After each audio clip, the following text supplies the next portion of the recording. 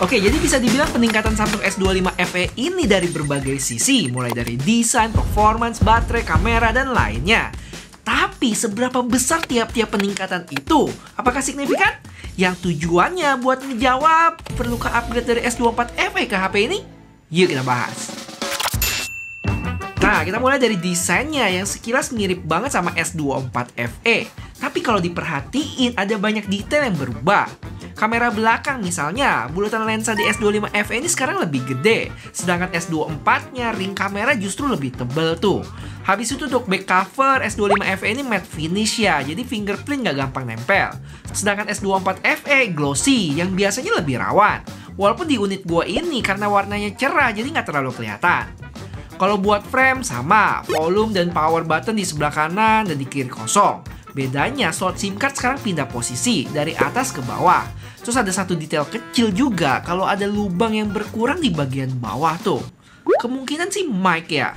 Dan gak lupa buat frame di S25 FE ini harusnya lebih kuat karena dia pakai enhanced armor aluminium, sama kayak yang dipakai S25 dan S25 Plus.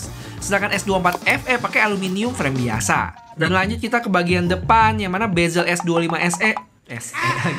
FE sekarang lebih tipis. Udah bisa dibilang normal lah ya, malah cenderung tipis walaupun dagunya lebih tebal. Tapi kalau dibandingin sama model sebelumnya tetap lebih ramping dia. Dan selain bezel, ternyata punch hole-nya juga sedikit menciut. Jadi bener-bener dimaksimalin banget layarnya. Terakhir buat feel genggam, S25 FE ini lebih enteng sampai 23 gram. Yang mana kalau dipegang lama bakal bikin makin nyaman. Apalagi sekarang lebih tipis juga sampai 0,6 mili. Oke, lanjut buat spesifikasi yang lengkapnya teman-teman bisa langsung lihat di layar aja ya. Mulai dari display, performance, baterai, kamera, dan lainnya. Untuk perbandingan spek antara S25 FE sama S24 FE juga kalian bisa lihat di sini. Yang bakal kita buktiin seberapa bedanya dari tes yang gue lakuin. Pertama, dari sisi chipset, sebenarnya beda 2400 dengan 2400E itu ada di mana? Kita jawab ini dulu ya.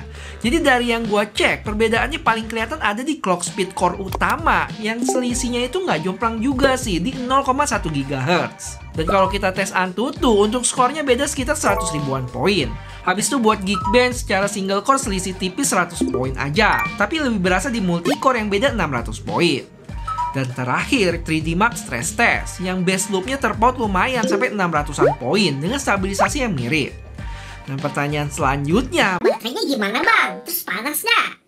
Nah, kalau kita scroll ke bawah, untuk tes yang sama, S25 FE berkurang 10%, sedangkan S24 FE 12%. Jadi harusnya penambahan kapasitas baterai 200 mAh berpengaruh. Terus untuk suhu maksimal kalau dilihat sama-sama mencapai 46 derajat. Dan ini suhu di dalam HP-nya. Tapi sebelum tes kelar tadi, gue sempet cek juga dan S24 FE mencapai 44,5 derajat. Sedangkan S25 FE lebih rendah sekitar 1,5 derajat di 42,8. Tampaknya dari data tadi, vapor chamber yang lebih luas sekitar 13% ada ngaruh nggak sih? Jadi panas dari HP itu bisa dialirkan lebih merata. BT buat tes gamingnya nanti ya kita bahas. Dan sambil tunggu, kalau dirasa video ini bermanfaat, jangan lupa bantuin gue buat like video ini. Thank you. Dan lanjut kita ke charging juga yang lebih cepat nih, 45 watt berbanding 25. Dengan wireless charging yang sama-sama 15 watt, tapi di S25 FE ini udah Qi2 ready. Buat yang bingung apa itu Qi2 ready atau Qi2 native, gue udah memutar otak sekuat tenaga buat merangkai penjelasan itu jadi bahasa yang gampang dimengerti di video S25 FE preview di sini. Jadi kalau belum nonton bisa cus ke sana.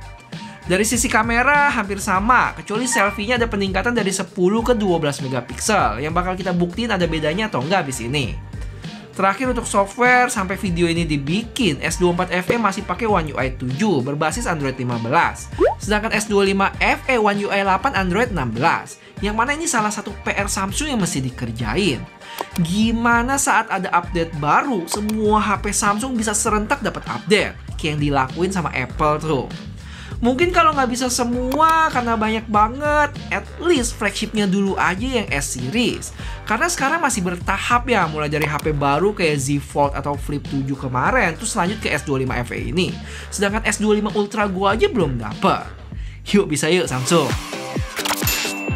Oke, kalau ngomongin kamera, kalau gua lihat sekilas sih mirip-mirip aja ya, atau mungkin lebih natural di S25 FE sih.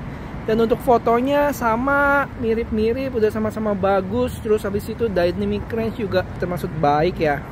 Cuma ini untuk daylight. Kalau untuk low light harusnya peningkatan 12 megapiksel di S25 FE nya bakal berasa. Nanti kita tes. Lanjut buat kamera belakang, mungkin karena spek kameranya sama, agak susah buat gua dapat perbedaannya, mulai dari ultra wide, wide sampai telefoto.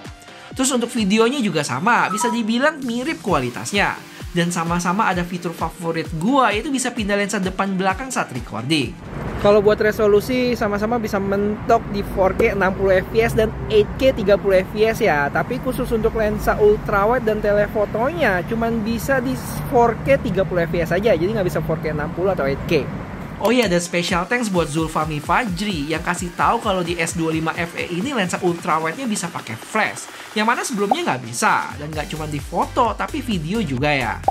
Kalau buat low light untuk foto-foto kamera belakang lagi-lagi mirip, mau ultra wide, wide ataupun telefoto. Paling pas videonya yang gua ketemu buat telefoto di S25 FE bisa meredam cahayanya lebih baik dibanding S24. Untuk lensa lainnya sejauh yang gua cek sih mirip-mirip aja. Nah, terus gimana dengan selfie? Buat foto kondisi yang cukup cahaya sih gue berasa mirip aja. Kecuali kalau agak redup, skin tone di S24 FE agak kekuningan. Dan gue berasa lebih gampang dapat foto ngeblur gitu. Sedangkan untuk video, barulah berasa kalau kondisi gelap gini gambar di S25 FE lebih bersih dan cerah juga dibanding S24 FE. Oke guys, jadi gue masih ada satu video lagi sehari bersama S25 FE ini. Tapi gue butuh bantuan kalian ya buat kasih tahu apa lagi yang masih dibahas di HP ini guys. Dan kayak biasa tradisi video fan edition ini, kalian kalau ada mau kirim-kirim salam atau apa bisa komen juga. Nanti kalau menarik gue bakal masukin di video. Jadi pastiin biar kalian gak ketinggalan videonya. Jangan lupa subscribe buat yang belum ya. Buat gaming, gue udah coba kayak biasa di Genshin Impact dengan settingan highest 60 fps. Pengalaman mainnya emang bukan yang super ngebut, tapi masih tergolong nyaman dengan rata-rata fps di 47,7. Suhunya juga wajar ya, sekitar 43 derajat. Dan setelah 20 menit main, baterai berkurang 9%. Terus kalau dibandingin sama S24 FE, hasilnya agak unik. Waktu itu gue dapet fps rata-rata lebih tinggi di 51,8. Tebakan gue mungkin gara-gara update Genshin Impact lebih berat walaupun settingannya sama. Tapi nilai plus S25 FE ada di sisi suhu sama efisiensi daya. Suhunya bisa lebih adem sekitar 1 derajat lebih dan baterainya lebih irit sampai selisih 5% dibanding S24 FE. Bisa jadi karakter S24 FE lebih nge-push performance, sedangkan S25 FE prioritasin stabilisasi suhu dan daya. Oke, jadi HP ini ada 4 warna ya. Ada navy yang punya gua ini, terus jet black, icy blue, dan white. Untuk variannya sendiri ada 2, yaitu 8+128 dan 8+256. Dengan harga yang masih sama kayak tahun lalu, yaitu 10 dan 11 juta. Kalau gue intip di videonya Gadgetin ya. Habis kalau gue cek di websitenya Samsung masih belum muncul tuh. Paling info yang gue dapet, katanya bisa beli voucher dulu 150.000 buat dapat potongan 750.000. Lumayan banget. Cuma kalau lihat RAM-nya agak nanggung ya. 8GB buat gue sih sebenarnya udah cukup ya buat aktivitas sehari-hari. Tapi kalau bisa 12GB bakal lebih happy lagi. Terus kalau ditanya upgrade atau enggak dari S24 FE ke S25 FE, menurut gua kalau bedanya cuma satu generasi, peningkatannya biasanya emang nggak terlalu berasa. Bukan cuma di Samsung tapi kebanyakan brand lain.